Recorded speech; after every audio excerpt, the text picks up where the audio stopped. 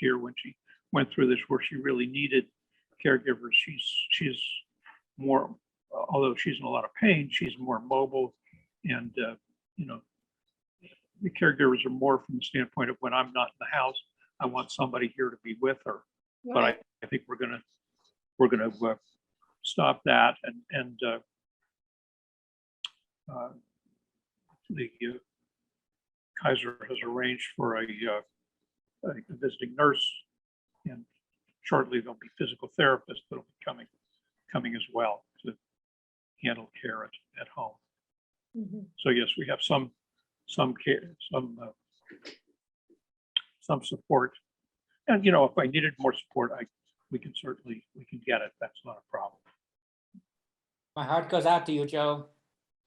Well, thank you, Mark. By the way, Mark, I'm halfway through the second interview with my mother, and it's wonderful. It's brought smiles and tears to my eyes. And, Well, Susan just wrote to me and said that she enjoyed it, right, Susan? I did enjoy, it was terrific. How did you? The only What- problem was I had trouble hearing your questions, but you could sort of deduce from my mom's answers Yeah. the questions you were asking. And in retrospect, I'm sad that I just didn't have the foresight to do that. Well, at least Yeah. it's done.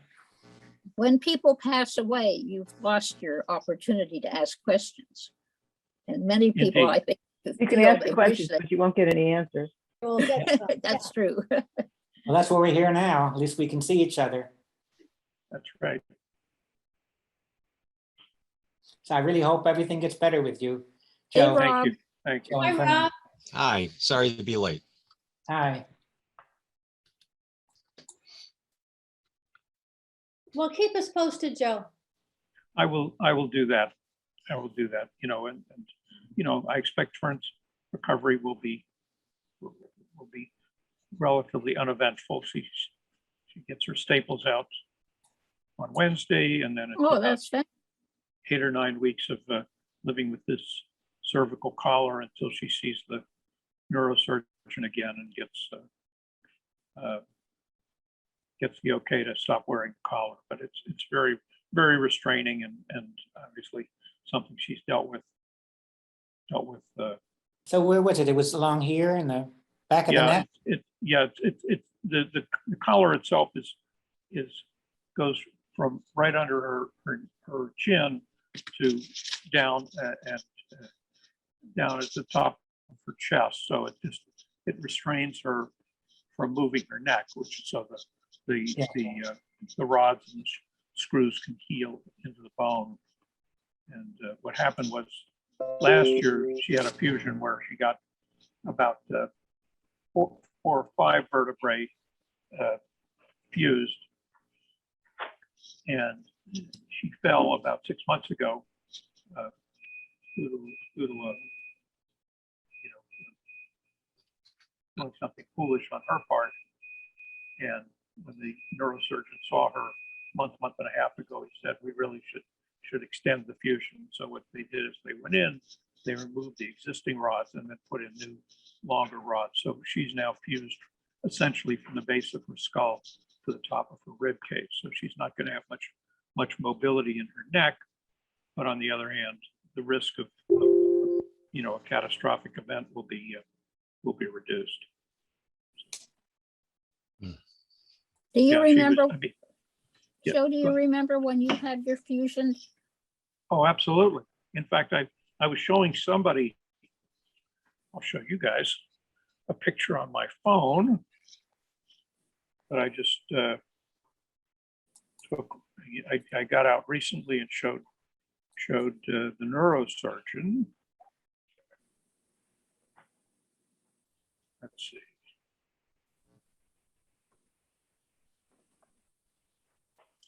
Oh, my Oh, gosh. Oh, yeah, I remember That was that. life for about 10 months. Well, that's not true. That was life for 6 months. And then I had a smaller cast Wow. for the other 4 months. Ay, ay, ay.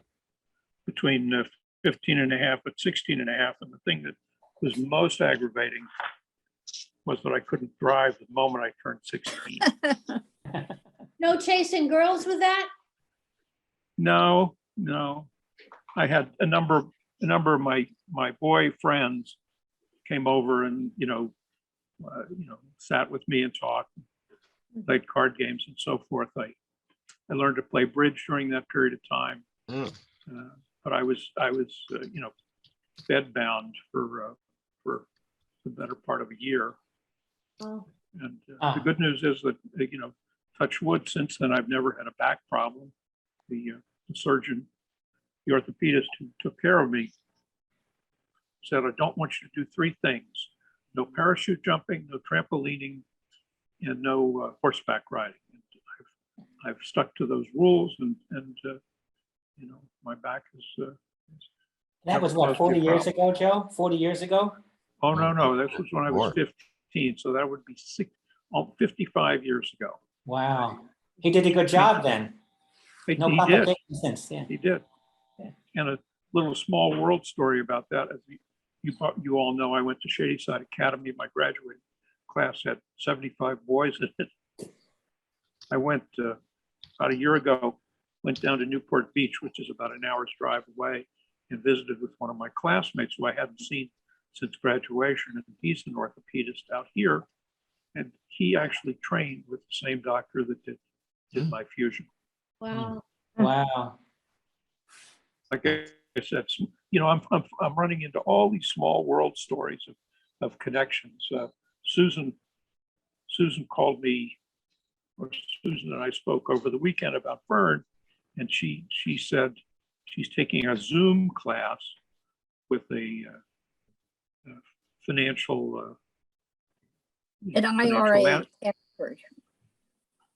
What? IRA, he's teaching about IRAs and how to handle them.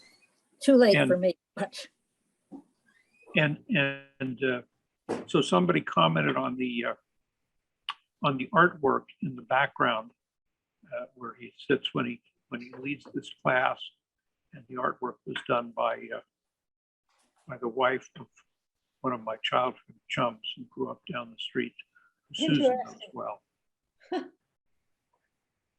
So anyway, that's, I wish you the best, really. I wish Thank you. everything goes okay. Mark, you sound like a very kind man. Are you a very kind man? I hope so. You can ask my sister. Yes. Been married now for 26 years, so maybe I'm doing something right. He's taking me to museums in New Haven in another month, so. Yeah. Oh, really? My You can't sister's be all flying to big. New York. And then I'm gonna give her a New York tour, maybe if she wants, a Broadway show, that's up to her. And then, of course, she'll spend one night in New Haven to explore some of the New Haven art galleries that she might like and the museums there. And then Are she'll go you to both- Boston. Are you both art collectors, No, enthusiasts? Just look. not like the old man. No, nothing like that, I'm afraid. Susan, Barby, and I actually have a cousin on our father's side who's a retired professor of philosophy at the College of New Haven. If you take the tape off. You sure it's there? I thought it was here. I think Barbara's Barbie, trying to wanna join know- us. It's there. Hi, I'm here with You wanna- my Want to grandmother. mute? Oh, Can't see you. You gotta take off the cover. okay. Well, you know, I don't know. You know what? Let me get my iPad. I think I've done it on my iPad. Nice to will. see you again, Rob.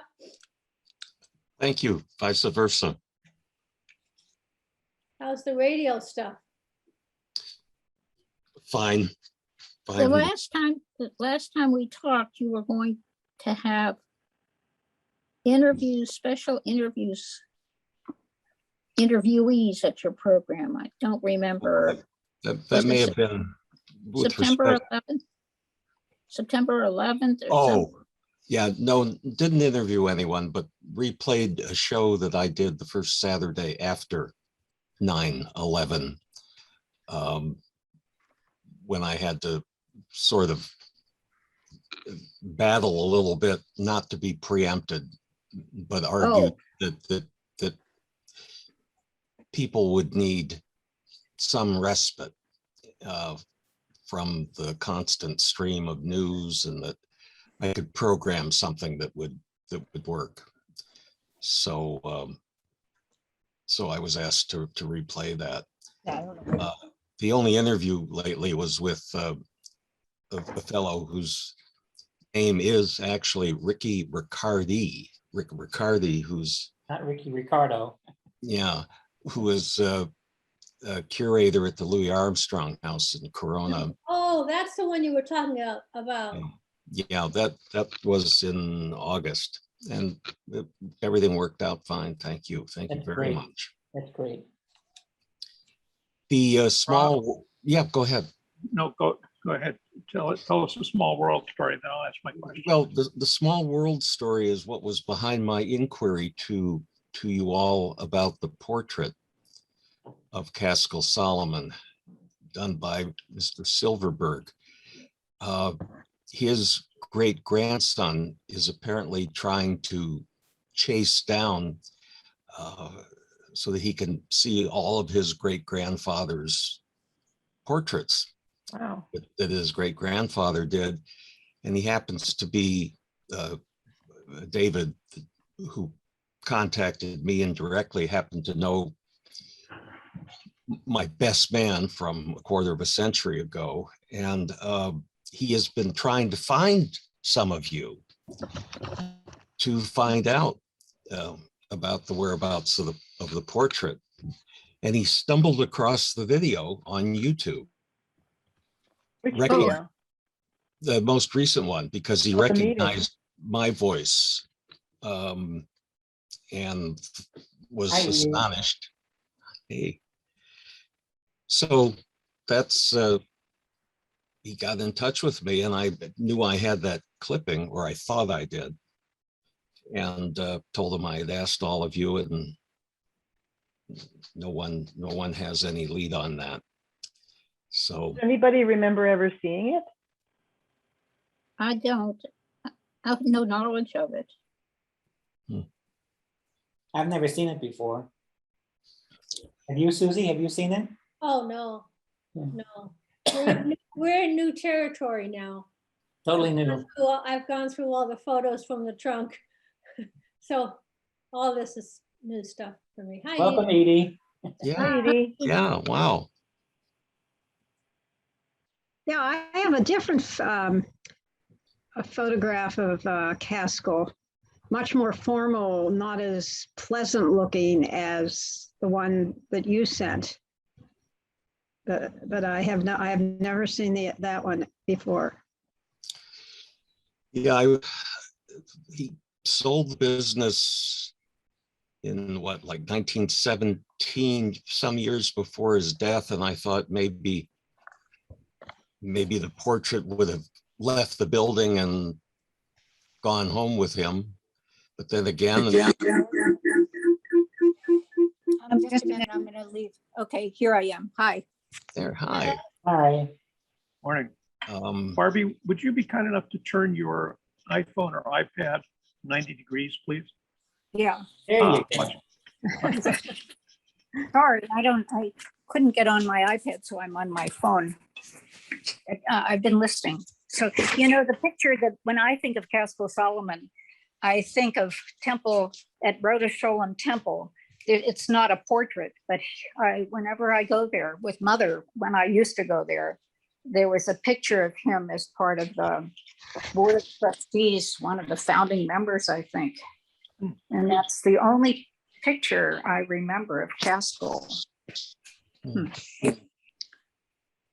well, So Rob, my question for you from earlier that I wanted to ask, have you invited your brothers to join this? Because I know my brothers, Joe, and I have not brought it up to them. Okay, If I thought there was a whisper of a chance, I would. I mean, I haven't. I'll let them know that I'm doing it. okay. I mean, I'll I be glad. Okay, excuse me, I I- want you to meet our granddaughter, Lee Chen. Hi, Hello. Lee. Hi. And we are thrilled that she is now at UCLA, and so we get to Nice. see her. Yeah. My alma mater. Oh, really? Your alma mater, Rob? Oh, wow. Yeah, Yeah. Anyway, she just started, and so instead of being in Washington, DC, she's in Los Angeles, and we are beyond thrilled finally to have a family member here and not 5 hours away by plane. Excuse me? Well, I'm sorry. One of our immediate family, Joe, Oh, of okay. course, but of our children and grandchildren. I see, okay. Don't take that personally. By the way, Joe, while I have you on the speaker, Leachy has a very bad cold. We are not going to come to your house today. Okay, great. You do If not you need wanna- a cold, and Fern doesn't. Okay, sorry. Okay. is she living on campus? Yes. Leachy, what is your dorm name? Reber Hall. Yeah, I was in Sproul for a couple of years. Oh, yeah. My friend is in Sproul. She hasn't been come. You can be on here. You can talk to them directly. Here, hold the phone so you No. can. I have the fondest feelings toward UCLA. Just a wonderful place to have What gone. did you study, Rob? I was a history major. You can hold it up. I know. Yeah, history major. Yeah. Yeah, I was. I Not would- music, huh? No, oh no, I'd have been eaten alive if I'd been in the arts. Oh, okay. I neither had the talent nor the disposition. But last time I visited the campus, it had changed a lot. I was there from 70 to 74. That's so cool. Oh, I you, like I that. gather you had a good time, Rob. You enjoyed college? Yeah, but I spent most of it in the library. I didn't really, but that was the era of John Wooden, and I was there. I was there for the Oh, streak. really? Yeah, I was there for the streak, and Bill Walton. So What did you do? Go to after any you finished basketball games? UCLA? I did go to some basketball games. I never was interested in sports, but some people on the floor of the dorm persuaded me to go. And the tickets for students were 25 cents. Oh, And you could the afford seats, it. the seats were good. And even though I knew nothing about basketball, watching that team was like watching a ballet. Yeah. I just enjoyed it for its own sake. So I hope she has a wonderful time there. I think she's loving it so far. Good. It's a Good. good school. It's one of the best in California. Right. Right. I went to Simmons College in Boston, and coincidentally, we went back there this summer when we were visiting family and friends in New England.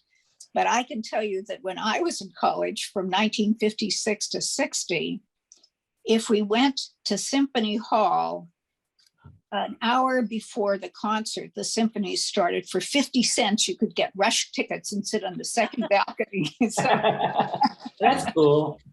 On Mass Avenue. Lovely. yeah, right, exactly. Yeah. Love- Now, as a kid, my father used to take me there. He had like season tickets, so once a month we would go and listen to a symphony. It was great. Yeah. He didn't take me. Well, Oh, So mad about it. now I find out I'm in trouble. Well, Edith Ann, this is the first time I've seen you. I wasn't in the original meetings, but I heard that amazing story of my grandmother and your naming. yep, I've been Edith Ann because of Aunt Edith demanding that I be Edith. And nobody said pretty no cute. to Aunt Edith, if you recall. With an I, of course. Yeah, with an I. And I think she was with an I for a while too, and then became fancier. But I stayed with an I because, what's her name? Lily Tomlin. My name's Edith Ann, and don't you forget it. So I figure, That's cute. I'm famous.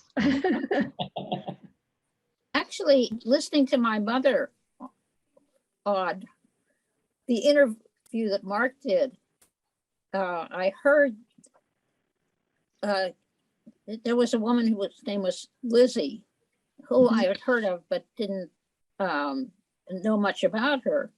Oh, very And nice. and on the interview with my mother, it turns out that Lizzie's real name was Edith. She was a wet nurse Yeah, to John. I don't know who she was wet nurse. No, there's a picture. to Matt, I guess Madeline, Aunt Madge maybe. Anyhow, so she was a family for years and years, and Casco gave her, I believe, $25 a month in his will to, I always digress, part of it.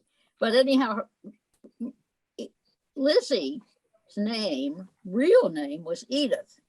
But because Edith was Edith, they decided to call Lizzie, Edith Ritchie, she was called Lizzie, as Mhm. so as not to conflict with Confuse. Edith. Yeah, yeah, my father talked about Lizzie all the time. Did he- I- did- I had a sense that she really raised the children. She was like the governess. Yeah. Right. And they only saw their parents at 5 o'clock in the evening before tea and that kind of thing.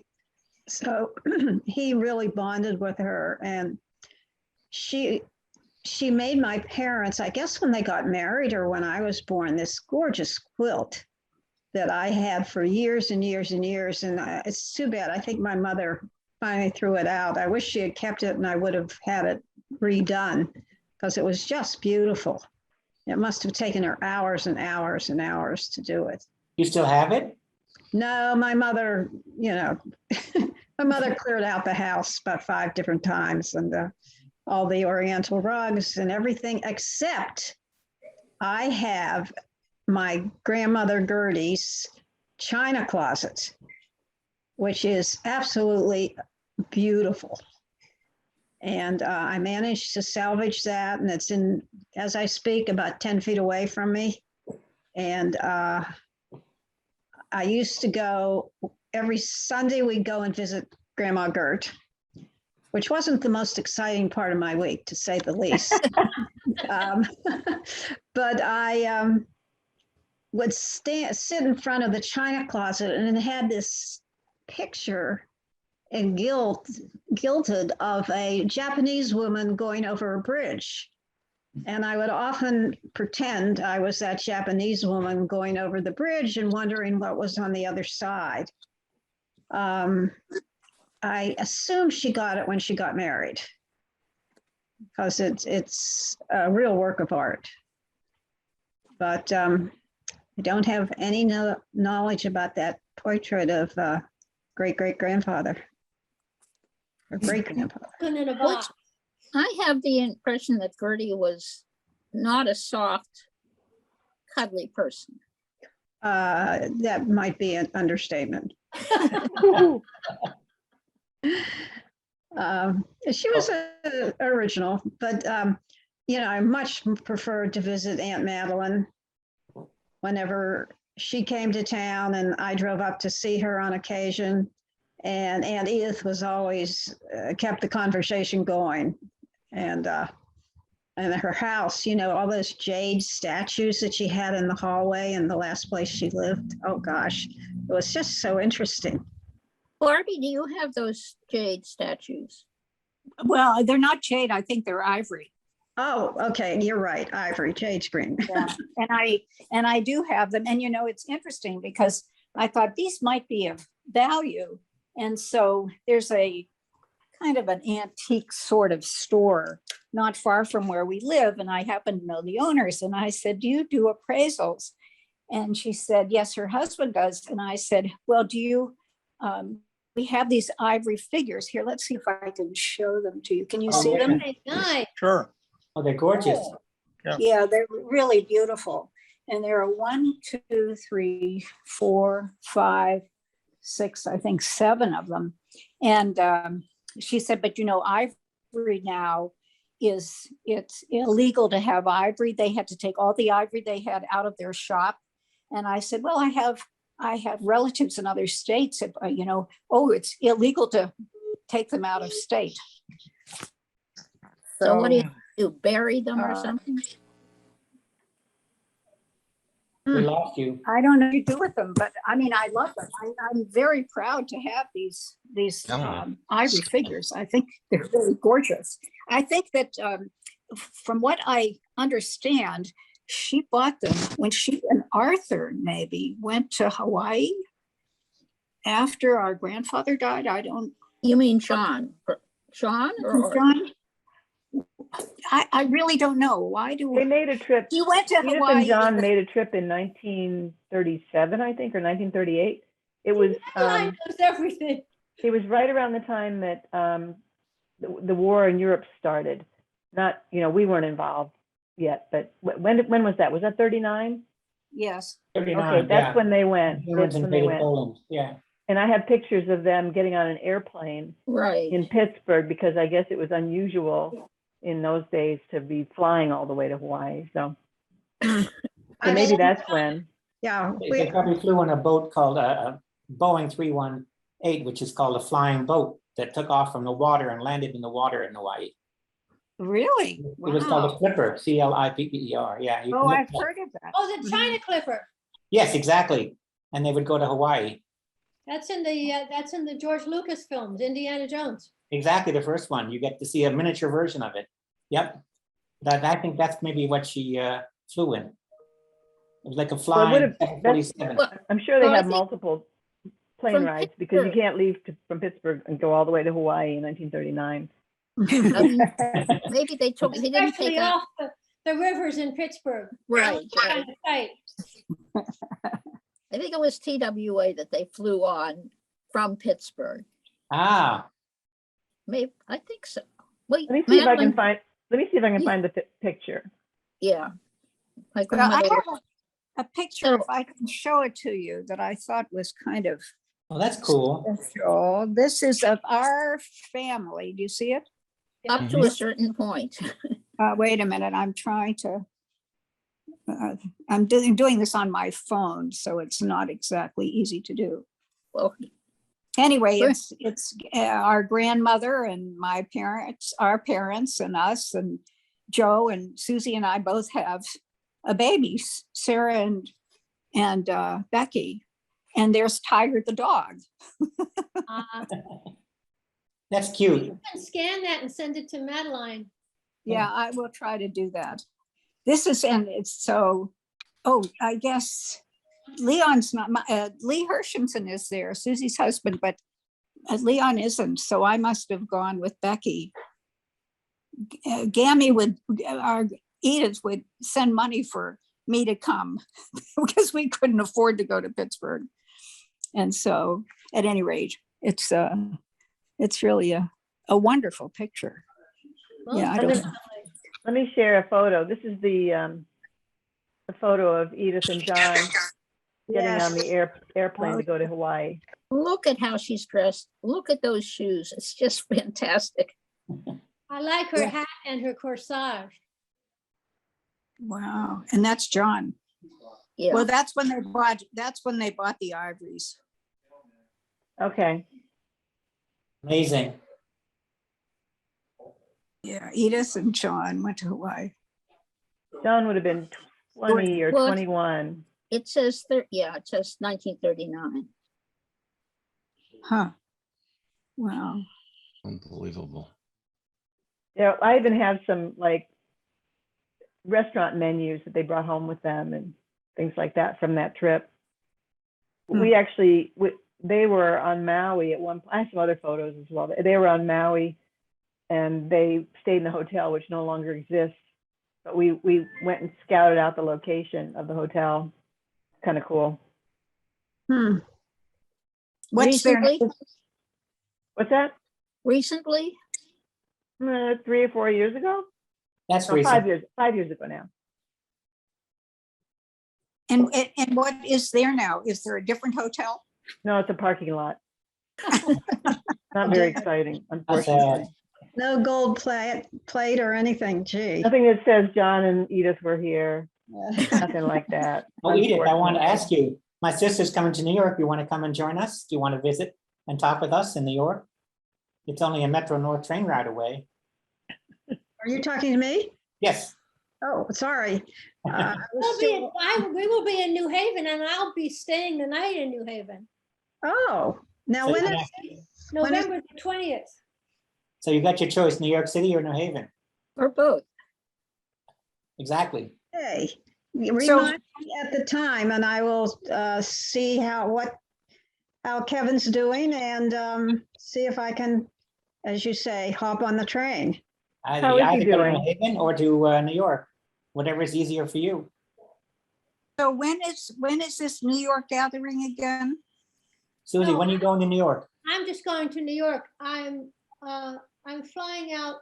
I arrived the morning of the 17th in New York, and I stay there 3 nights, and then I go to New Haven with Mark, and then he goes back home, and then I head out to Boston for a couple of days. And this is the first trip I'm taking to Boston where I don't have to go to see Marnie, which was always emotionally difficult for me. And I've got friends from high school and friends from grade school who are still there. So, Susie, went tell to- everybody how much your round trip ticket is. oh, my round trip ticket from San Francisco to New York and back from Boston is $248. I Right. hope it's not Wow. on Southwest. Unbelievable. My hotel rooms are more expensive. Where are you staying?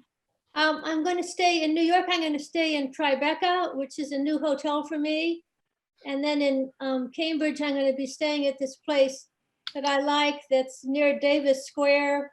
It's near public transportation and a lot of nifty restaurants, and my friends live over there. Are you Sounds great. planning to visit Craigie Street? No, It's sold. we're done with that.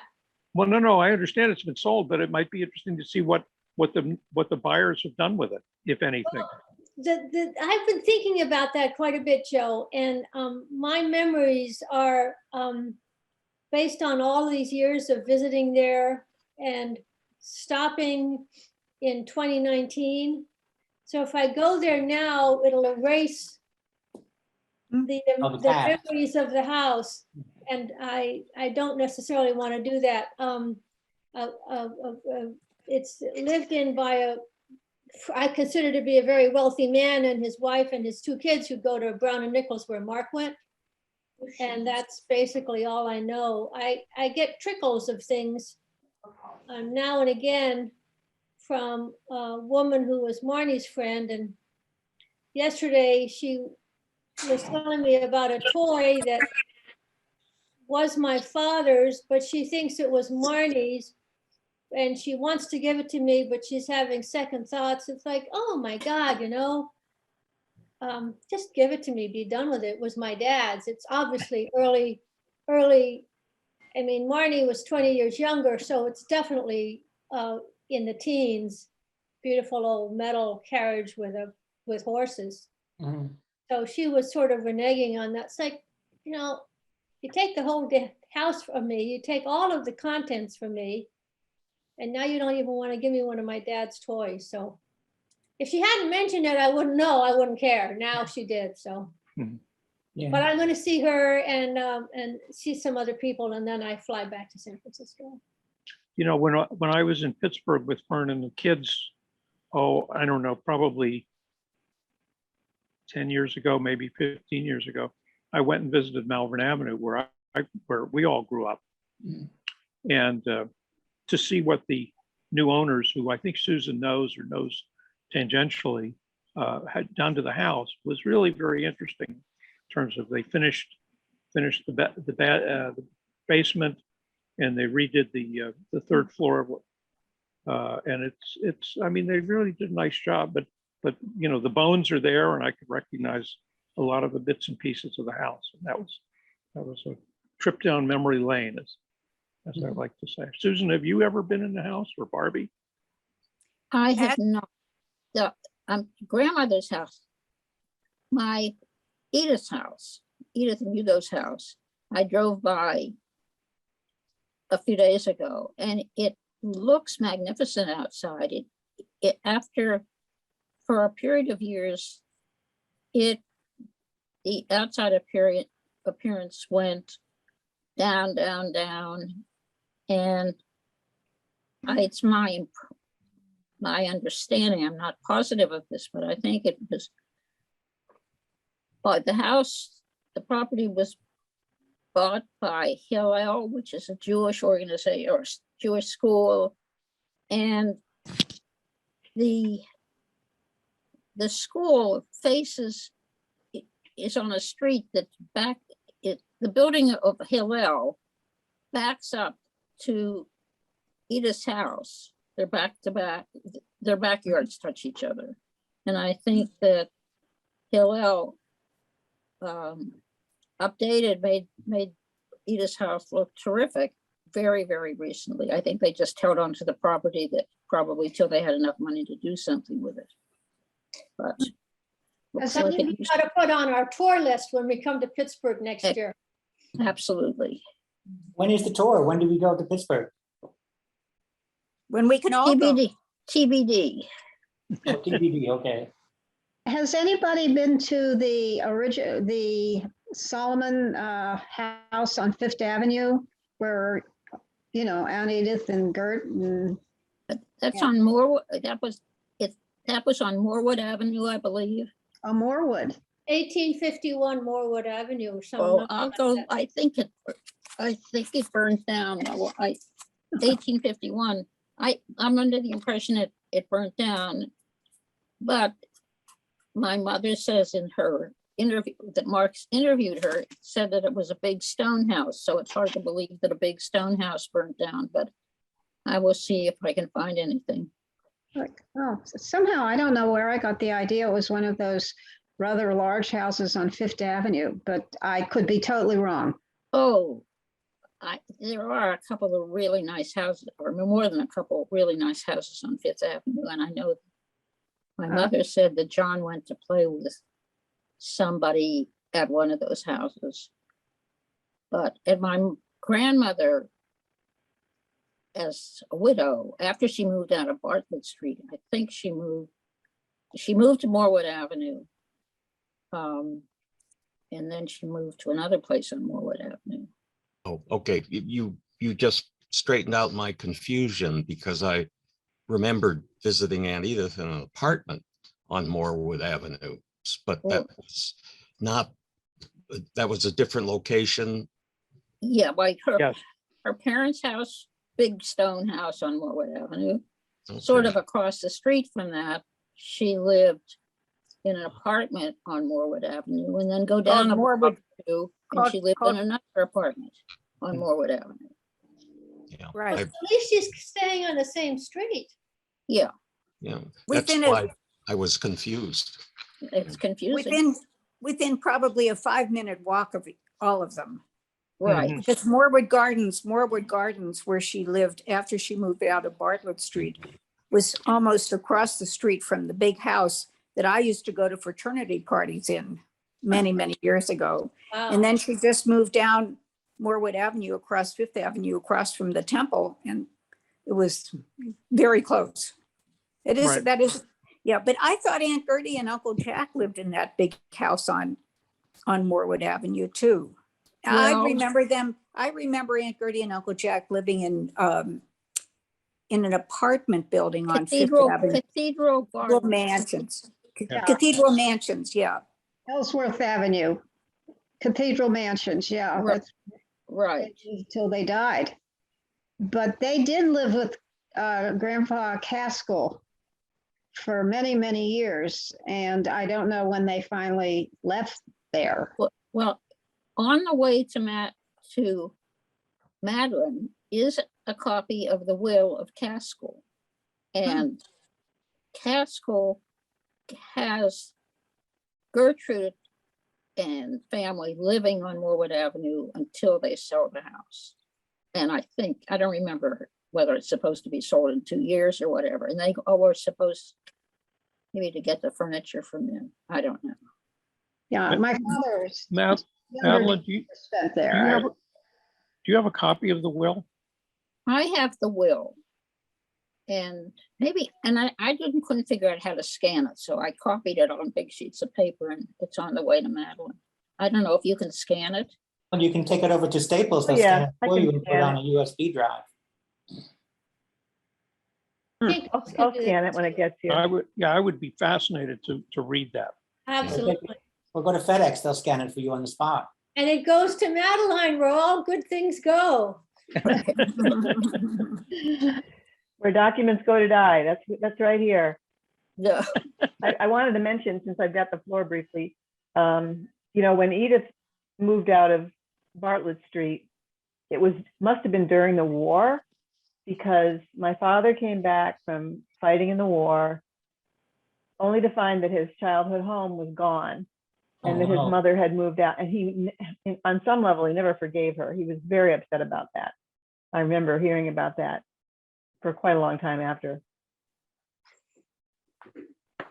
Well, I remember that, and I remember that we moved to Pittsburgh from New York in case my father would be drafted, and we lived on Bartlett Street in the big house.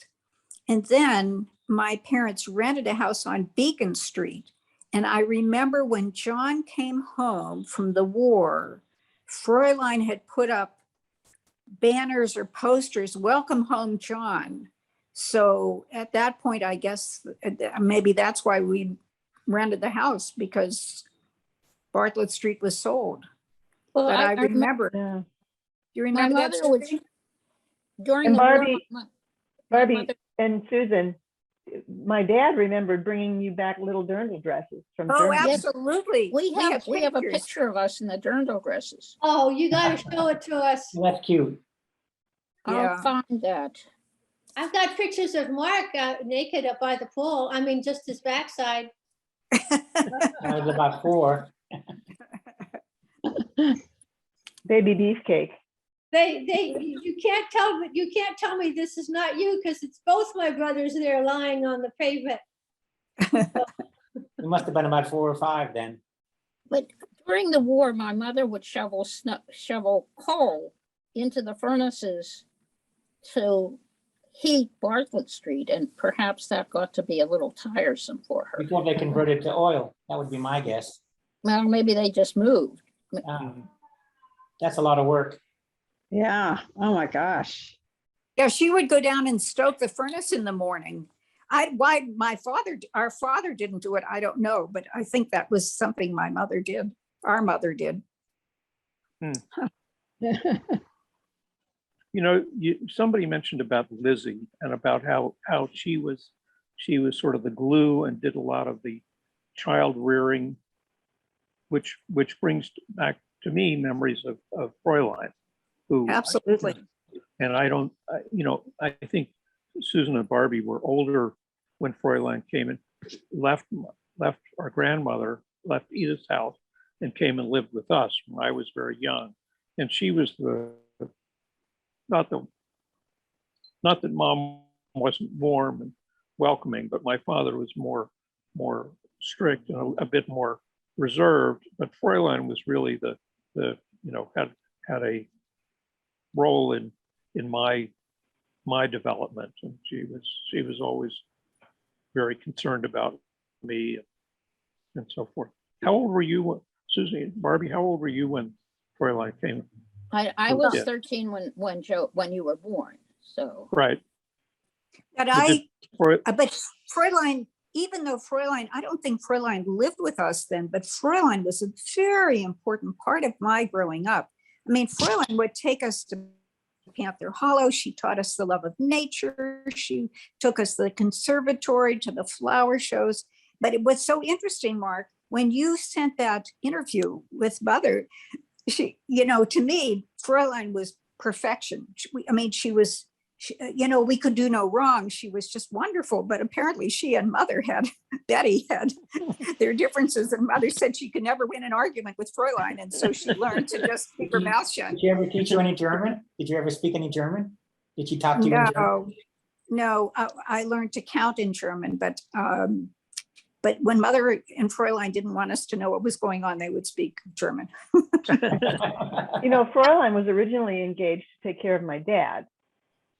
Right, Right. That was exactly. her original role. And she was instructed to only speak German to him. So he became bilingual as a result. And Yeah, then at the start of the war, then German was forbidden in the house. And it, until after the war was over. And then the story I got was that was when German was, again, permitted to be spoken in the house. And our mother grew up speaking German as well. That's great. Going way back in time, my father was born in 1912, but some of his early nursery school or kindergarten work he's writing in German. In German. So that must have been 1916, 1917 or so. I do recall him speaking German. Yes. Not as well as you by any means. Well, he was pretty good. I might have told you this story, but my grandfather, Jacob, came from Germany. Oh, And, immediately I think he lived in New York and then somehow met our great grandfather. And he spoke German. And just parenthetically, I thought Fraulein was the cat's meow. I just loved her because she was such a warm person. But anyhow, my grandfather would speak German on occasion, but I told you, my father married this Irish Catholic lass, and that did not go over real big originally. But my grandfather loved my mother. They got along very, very well. And every Christmas, he would call her Christmas Eve and sing Silent Night in German. oh, that's nice. Oh, I mean, my tears. I just think of that. And that was such a beautiful overture of inclusion. And my mother appreciated so much. She got along very well with Aunt Edith. Gertie was Gertie. And Madeline was wonderful to all of us. So, but Grandpa Jake doing that was really, really special. Tell me that's, wait, I missed something. Who's the Irish Catholic? Tell me that. Genevieve. Oh, Genevieve. Oh, of course. Well, we all love Genevieve. Genevieve was great. And Joe, your granddad is Hugo. He was German, right? Yes. Yeah, he emigrated from Germany. Hugo Baum. Yeah. I have his manifest on his in the boat he came in over. I mean, the boat he came Over in. over in. On which? I don't know if I sent that to you, Madeline, but I will. You did. It's on the, Okay, it's in the And archive. Was he 12, about 12? 15 maybe? He was 15. And then he went back to Germany on several occasions, I believe. Yeah, well, they went back when my dad was 8. They spent a year in Lausanne in Switzerland. Pretty. It's a pretty small village. Yeah, midway between Zurich and Geneva on the water. Oh, Marky's I wonder, our mother graduated from Winchester from high school when she was 16. And they felt she was admitted to Smith. They felt she was too young. So she spent a year at finishing school in Lausanne, if I am correct. So maybe, and she said when she learned to dream in French, she felt she really had mastered the language. Oh, yeah. So maybe the whole family was there, because you said John spent a year in Lausanne. Oh, yeah. I didn't. French speaking. It's the French speaking part of Switzerland. Well, let's see, if Yeah. John was living in Lausanne with his parents when he was 8, then that would align with the fact that Your Mom mother was would at have been 16. Les Ollières at 16, because they were 8 years apart. Right. And Right. it's the right year to learn a language too, when you're young. Mhm. Yeah, but I didn't realize the whole family spent a year there, that John was there for a year too. But I think she Yeah, and lived, I think Fräulein was there as well. really? Oh, I'm surprised to hear that. I know that my mother left. There was a vacation from her school in Lausanne, and her parents were in Spain, I think. And so she went to Spain to spend a little time with them, and then she came back, but she had forgotten her passport. So she had to go back to Spain to pick up her passport to get back to Lausanne. And in my experience, I don't remember any talk about Roseanne and John or their being there at the same time at all. And I don't- also when. I my think I even mother have some photos. I think I Caroline looked- made a photo album of Oh, it, excellent. which I have somewhere. So Great. Bob, you were looking in the box for something. Did you find what you were looking for? No, but it's there somewhere. There's a photo of Lizzie. Oh, Yeah. Rob, you haven't spoken much about your grandmother. Well, I can. While I was shuffling through the box, there was one thing that I saw. Mark, is your birthday January 13th? Yes. I believe this was an announcement of your birth. Oh, wow. Okay. Well, scan that and send it. Yeah, I will. I've been deficient. I'm still a teenager at heart.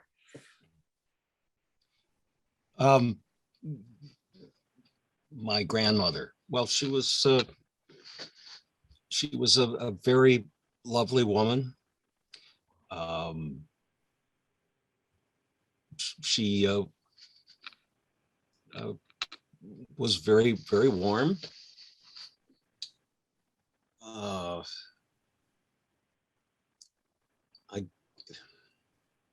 I gather that,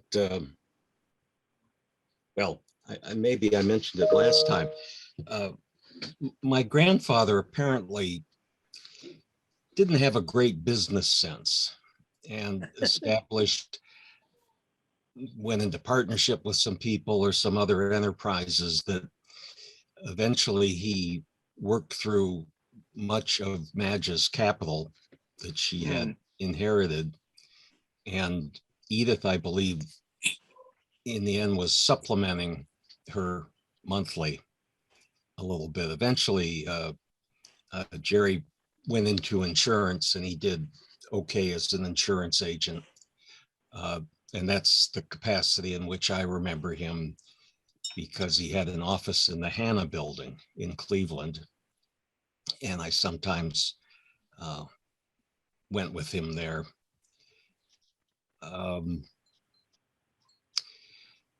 But Madge was lovely to me. I think she spent more time with me individually than she had with my older brothers in their early years, because I'm 5 and 7 years younger than Roger and Rick. So I was kind of out there treading water in isolation.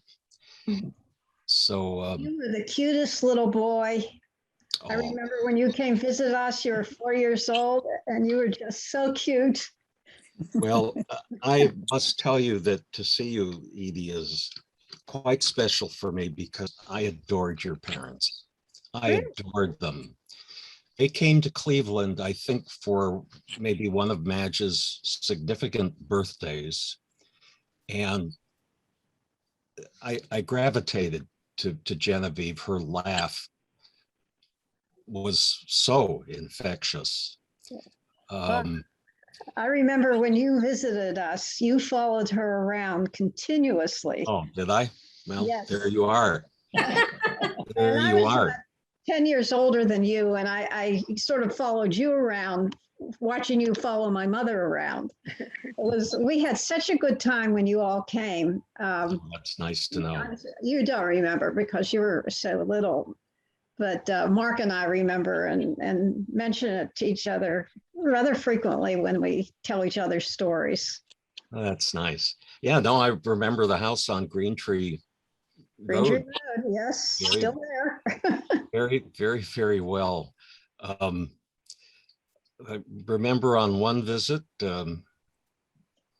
Jimmy took me to bowl duck pins, which was amazing.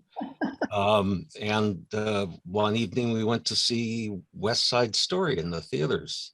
Oh, wow. I'm pretty sure that's what we attended, but Not long after I graduated from UCLA, I took 2 or 3 weeks and drove around to see people on both sides of the family. And that was probably the last time I saw Jimmy and Genevieve. And I do recall on probably not on that occasion. So let me stay with that trip as I remember it.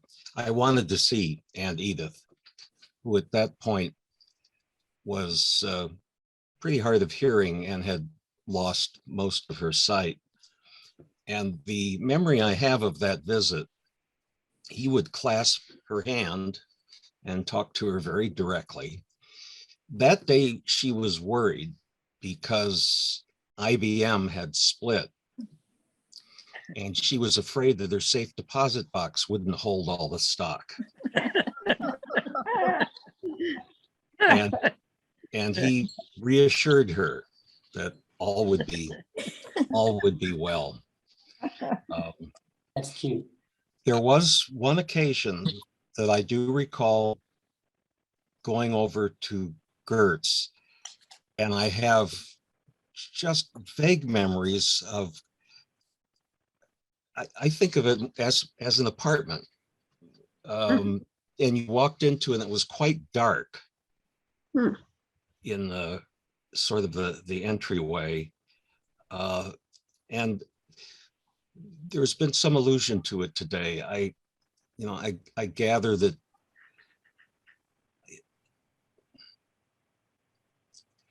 I don't have a particularly agreeable memory of her appearance, I guess is the most guarded way to put it. I don't really know much about Gert. There was negligible mention of her by Madge. So I would be curious to know a little bit more about her character and rough edges, because I imagine that there are some. Yeah, all I know, I think she was Grandpa Caskell's pet and quite spoiled. And although she had, I think, the same education as Madge and Edith, I don't know that it took. My main memory of her, she used to come out every Sunday. My father would pick her up and she'd come out to our house and she'd bring her own food because she was always on a diet. She was rather rotund, and she would eat her cottage cheese and it crunched. And I was always amazed at how her cottage cheese could crunch, because in my world, cottage cheese did not crunch. And then my mother one day told me it was her false teeth that I was hearing. Oh, yeah. So, she was pleasant. She gave me wonderful Christmas presents. I got the doll of my dreams from my grandmother. Oh, good. So, she would buy me a very pretty blouse for my birthday. All my other dresses and stuff came from Barbara and Susan. Two of everything. And then Grandma would buy me like a little dress or a fancy little blouse. So that's nice. she was part of my family. You don't, kids don't really judge. But as I compare her to Edith and Madeline, there was a big difference there. Do you think that there's something about her husband's not being financially very successful that made her crabby at all? It could be. I don't know that part of the story. And my Aunt Ruth is a total enigma. Don't know anything about her. My father would hardly ever talk about her. Ruth Bebro. Ruth Bebro. Okay. Come on. Well, I understood that Jimmy and Ruth shared a bedroom in the apartment because they didn't have enough funds to have a bigger apartment, so they could each have their own room. Could be. But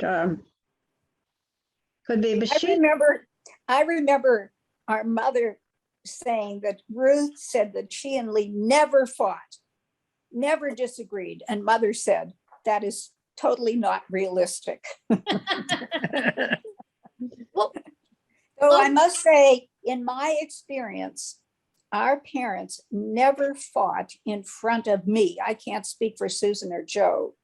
And the only time I remember, he was down in the basements once working. He had a little workshop, a little workbench down there, and I heard him swear, and I was shocked because I don't know what had happened. But when Leon and I were engaged, my father did not approve of Leon. He was, here he was. Stop me if I've told you this, but here he was from Monessen and married up into German Jewish society to marry Betty Baum, right? And what was I doing?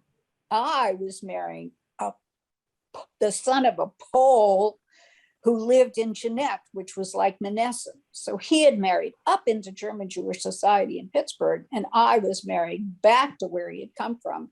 And he did not take kindly to that. So I remember my in-laws, who were absolutely wonderful, a little unpolished, but wonderful.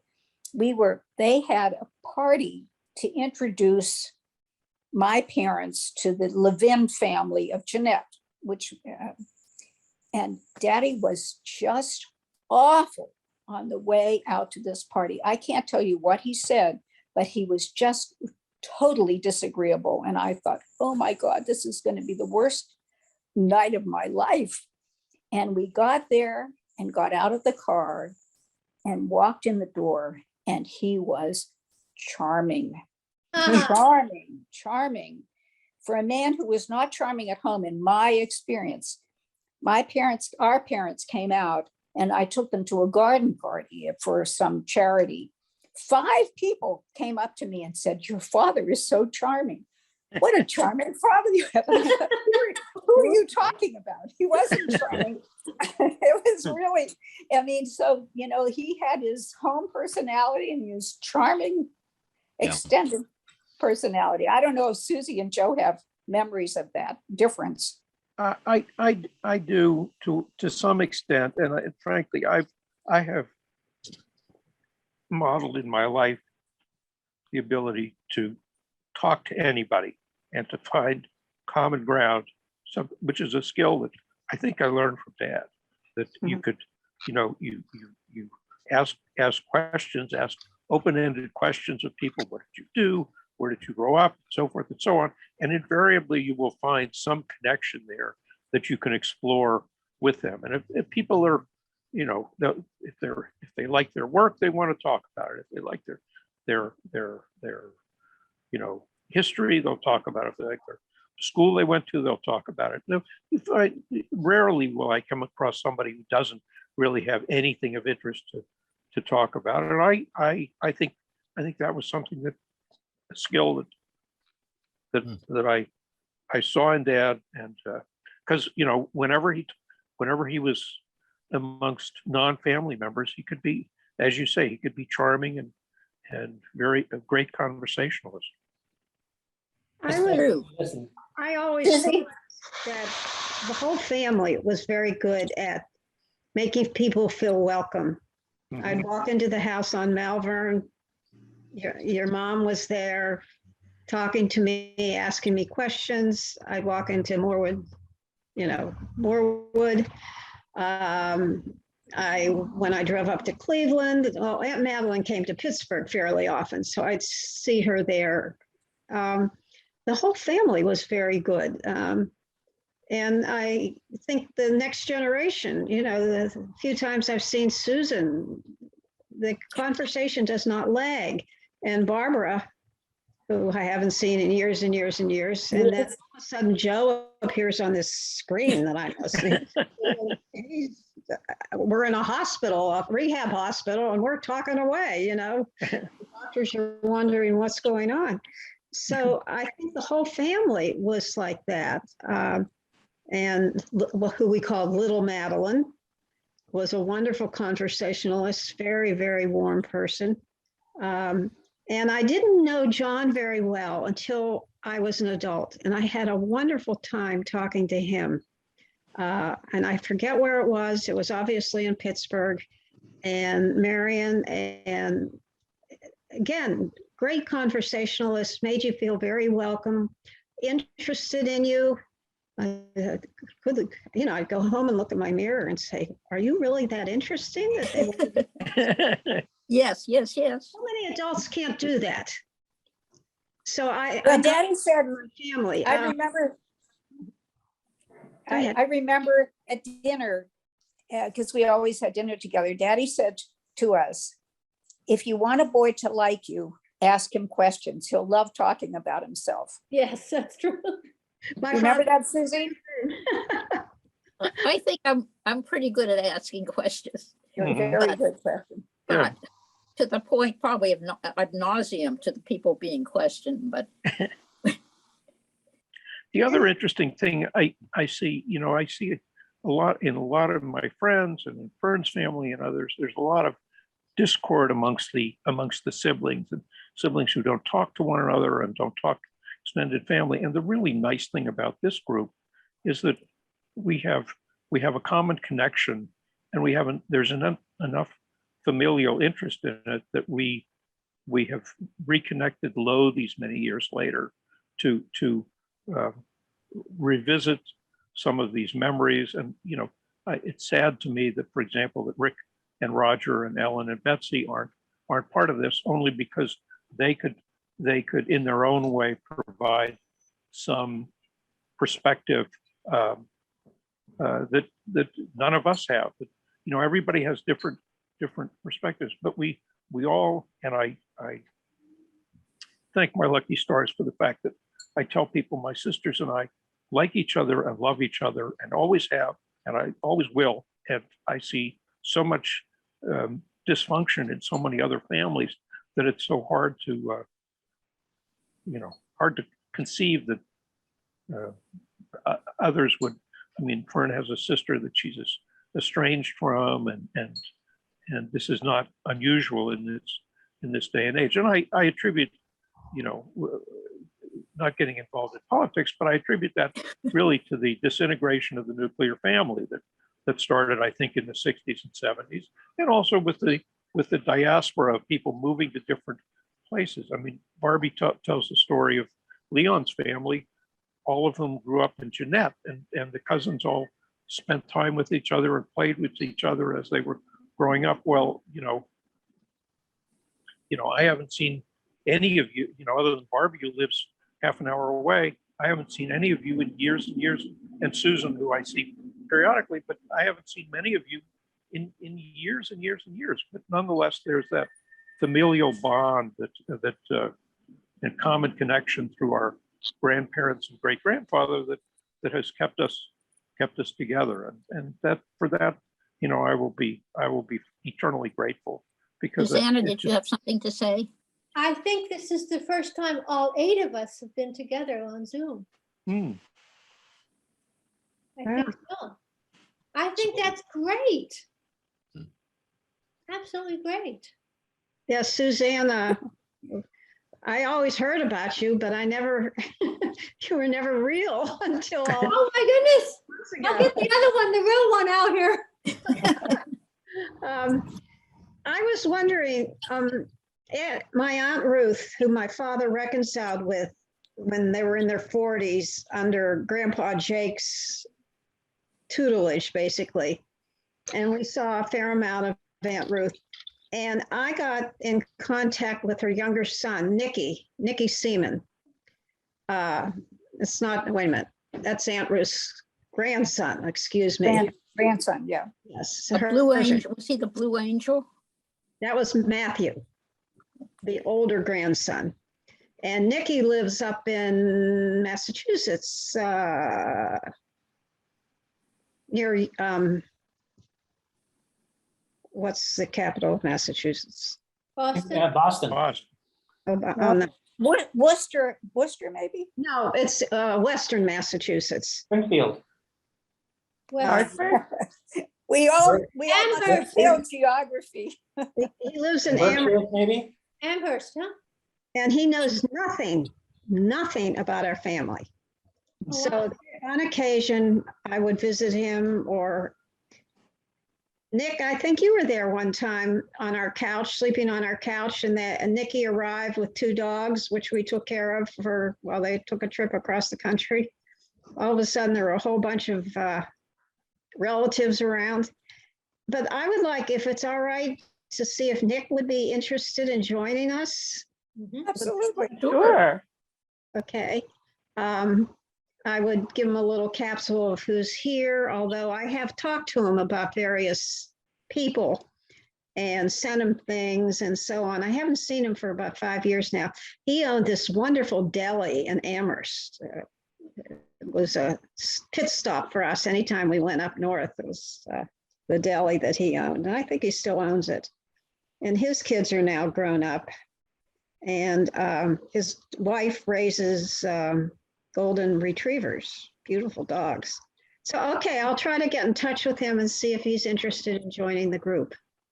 Well, and you can also link him up with the videos, these 2 videos of our chats, and that's a pretty good introduction to the family. Send me the information about how to get onto the videos again. I think it's someplace. Yeah, I'll email it to you. Thank you. Thank So you. You have the photographs that you've sent of the weddings of, I guess, Gertrude and Madeline. Yeah, They- weddings. can you scan those and send them to Madeline, or maybe you already have? Because the copies I have are not that wonderful. Yeah, I know. I think that was my, putting them on the printer. Let me see. I have a woman down the street who does, these are the things she does. And let me see what I can do to make them. Those are fabulous photographs with all of the wedding party and all the beautiful clothing and flowers and hats. And however, I want to tell everybody I'm having a lot of fun with this stuff from the trunk because I'm a short story writer. And I'm writing a story about Hortense on the beach with an imaginary sister who's not doing so well in the water. And I'll let you know, and I'm in a writing workshop, and I'll let you know if they like the story or not. Sometimes they do, and sometimes they don't, and they are not hesitant to tell me if they don't like something. We've never talked about Ruth particularly. Wasn't she beautiful? And Nancy Seaman was beautiful. She was, that's what everybody said, that she was absolutely gorgeous. Drove me crazy because that's all my father would say, is she was so beautiful. And I kept asking, well, what was she like? Never got an answer. And she was married to Max Weil, W-E-Y-L, I think, who either he was an artist or his father was an artist. And when they divorced, Nancy, their daughter, went to live with Max and not with Ruth.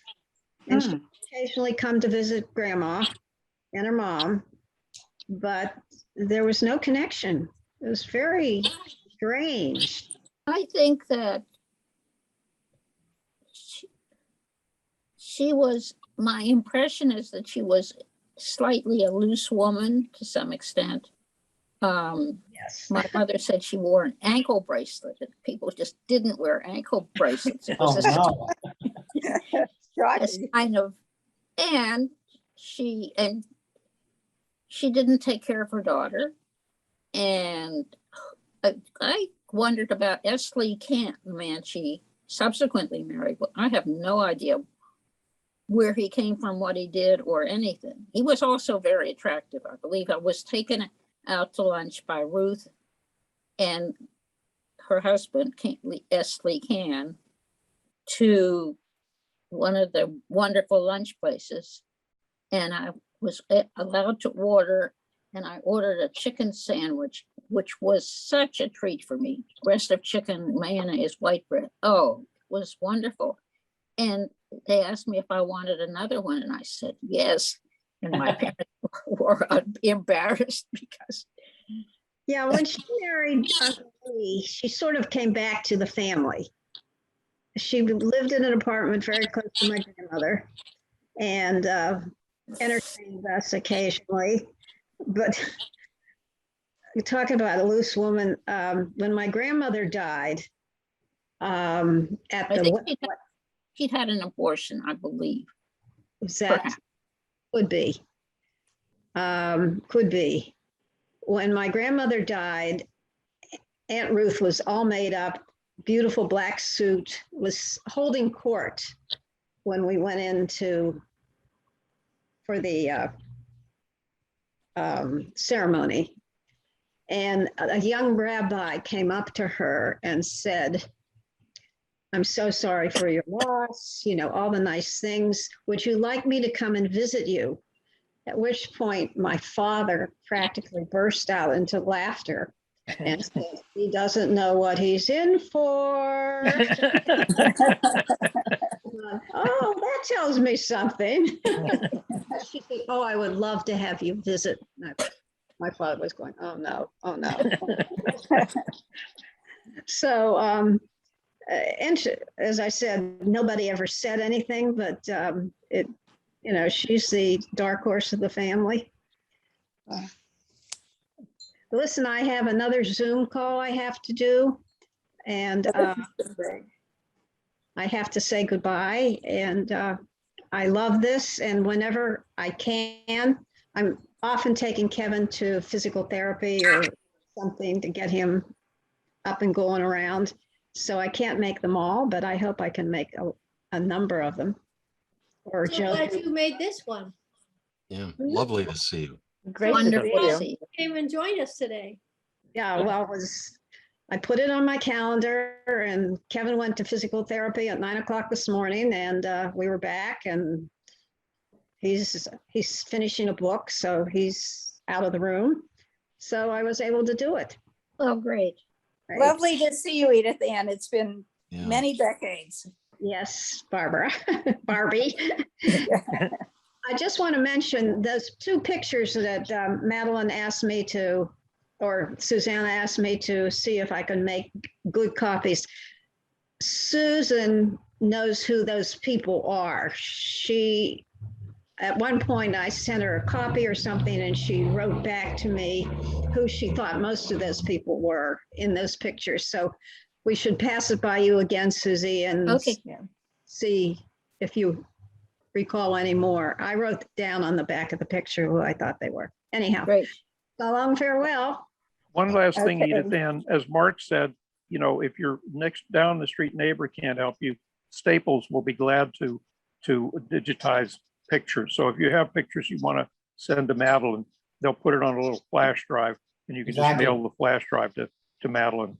Yeah. Okay, yes, I have a bed at Staples, so I'll go there and see Yeah. what they could. Staples or FedEx, both will do it. Okay, Nice to will- see you again. okay. Goodbye, Robbie. Stay safe, stay well. Sorry. Take care. Bye. Great to Bye. see you. Bye-bye. Bye. Oh, this is lovely. This is so much fun. I'm so glad I'm able to participate. Coast to coast. Coast to coast. Coast to coast. And if it Well- hadn't been for the pandemic, I'm not sure if we would have thought of this. Mhm. Well, it's Susanna's trunk that really did it. Yeah, exactly. That's Are you true. going to write a story called Susanna's Trunk? Well, I'm actually thinking about writing a short story collection because everything in it it inspires me in some different way. You know, there's the postcard of the flood in Pittsburgh. There's the frolicking on the beach. There's cars in the mud, which my grandmother called machines. And there's thousands of letters which are too hard for me to read, but I can certainly work on those. Mark, I have our dad's wallet, which is an alligator wallet, a large wallet, which I may bring to you. Sure. I Whatever you have, wanna do. I have no need for a men's wallet right now. It's got some photos in it and of the last time we saw him, and I've written a story about that. So I've written about 6, and I'm not out of material yet. So it just keeps coming. I have to continue with my story about my phantom grandmother's sister who's drowning off Atlantic City. I have to finish that up to date. She does not drown, thank heavens. There's Oh, also my father's war letter that I sent you as well. And how are you doing, Madeline? Oh, okay. We had to put our dog to sleep on Saturday. Oh, So I'm feeling a little sad. Yeah. Sorry. How old? Well, he was the youngest he would have been was 14. He could have been as old as 17. Depends on, I don't know we don't know exactly how old he was when we got him because he was a rescue. I lost one in February of this year, and I lost another one in February of last year, and my heart is still broken. Yeah. Oh, Yeah, we have a 14-year-old that is on her last legs, no pun intended. And we're, nursing her along to keep her going as long as. it's Yeah. very hard. Yep. So I'm sorry. Thank Yeah. you. Yeah, well, I've had dogs since 1984, uninterruptedly, one dog after another. This is the first time since then that I have not had a dog. It's a very odd feeling, very strange feeling. I would suggest to you that you not do what my son has done. He had a pit bull boxer mix, and he has a tattoo of Jake on his shoulder, like as big as my hand. And he intends to have tattoos all over his body of all the dogs he has so that he can go on to the next world covered in dogs. I do not recommend this for you. Well, it's a little late, I'd have to go back and have like 12 tattoos done. I don't think I'd be up for that. Wow. So I just saw my son in Mariposa last couple of days, and it was great to see him. It was kind of a pain in the neck to drive there and a big pain in the neck to come back, but we had a great time. I hadn't seen him in a year, and family is so important to me. So I'm glad I did that. where did you drive? To Mariposa, it's an hour outside Yosemite. Oh, My son Did you- is a rock climber and a journalist, so that's what he does. writing runs in the family? Well, with the two of us, yeah. Yeah. So Susanna, did you see any of the burned areas? Because there's been so much fire there. We went by an inn that's called the Bug. It's really called the Bug, and it was saved by the fire.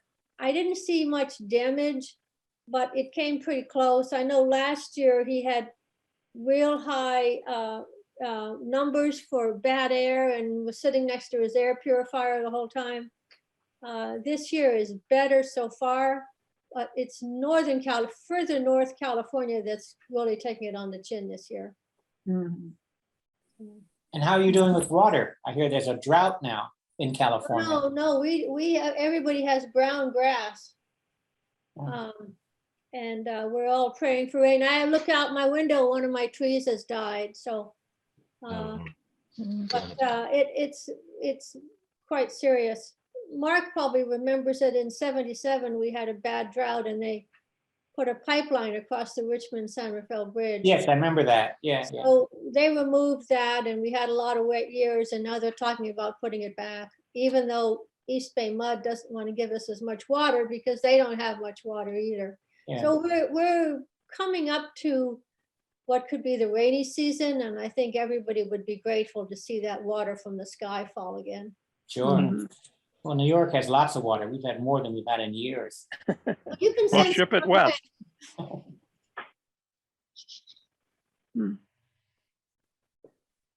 I imagine it's the same in Southern California. Oh, absolutely. It's definitely, there were articles in the paper about how low, hydropower. Today, there was an article about hydropower and how the lakes are so low. You could always have hydropower to, when solar is, when the sun goes down, you could always adjust the water coming out of the dams. But now the water level is so low that some dams will not be able to generate power. It's a big, big problem. Wow. Lake Mead is too low now, I think, or Yeah. just about. Yeah, I've seen pictures. It's astonishing how low it is. Mhm. We get our water locally from the hills here, but we have another year's supply, but no, you're not supposed to water your lawn much at all. So, no pretty flowers out in front of my house. Well, I'm It gonna have to go looks- check in on Fern, so I'm gonna have to sign off. It's, well, Joe, send I us will- her best. Send Yes. her all Absolutely. of our best. I will do that. Yes. Madeline, one other thing Madeline wanted to, and I talked about Oh, yeah. this time last year when we sort of started this project. Madeline and I have funded this thing, and we're glad to continue to do that.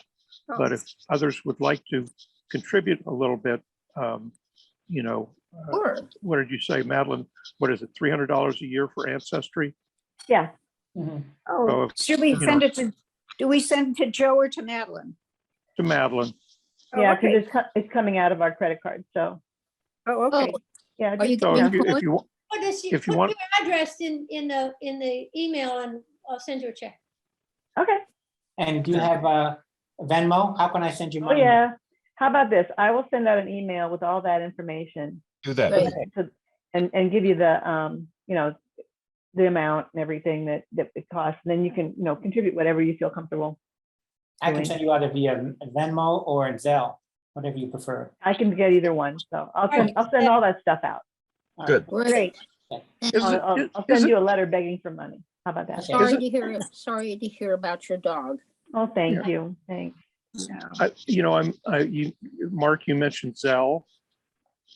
My favorite story about Zell is standing in Lisbon a couple of months ago with a couple that we had met on the ship when we went to Lisbon for a couple of nights, and they had a guide, and we said, can we, you know, tag along with you with your guide?